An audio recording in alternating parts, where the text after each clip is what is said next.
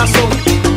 Con sus canciones muy I am relieved that General Fulgencio Batista has rightfully seized his power over my small island country last year.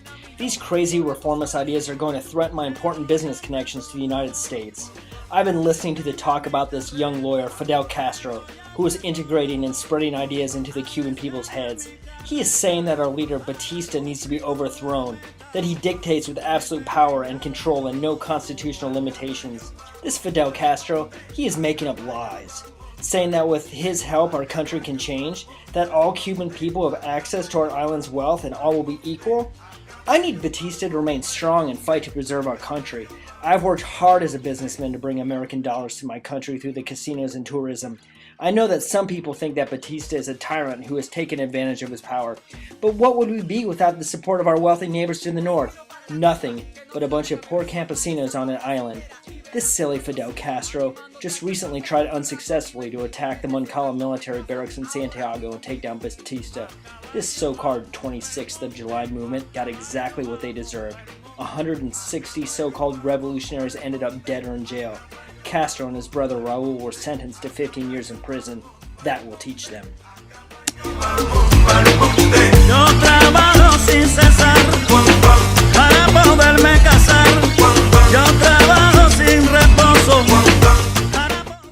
Last night, May 2nd, 1957, Fidel Castro, along with his brother Raul and Argentinian revolutionary Che Guevara, came to our village beneath the Sierra Maestra Mountains.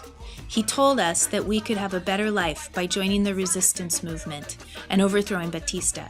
They promised that Cuba would be a better place to live. It's hard not to believe them. Poverty defines our small, undeveloped town as it does all villages across our small island country. We have no running water or electricity, and many of our neighbors are sick with illnesses left untreated because of no money or medication. We're desperate for reform. I know that Fidel Castro only wants what's best for Cuba. He will not give up until our people are liberated from the brutal dictatorship. He already served 2 years in prison for attempting to overthrow Batista and was then released and exiled to Mexico because Batista wanted to show his supreme power and try to settle the minds of unhappy Cubans.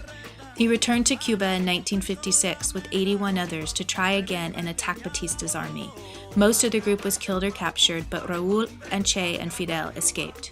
From their headquarters hidden deep in the Sierra Maestra Mountains, La Comandancia de la Plata, they have used guerrilla warfare against Batista's army. I have heard that Batista's army consists of 30 to 40,000 men, while Fidel has only about 200 revolutionaries. They would have been caught and killed within a small time if it weren't for the geographic support of the Sierra Maestra Mountains.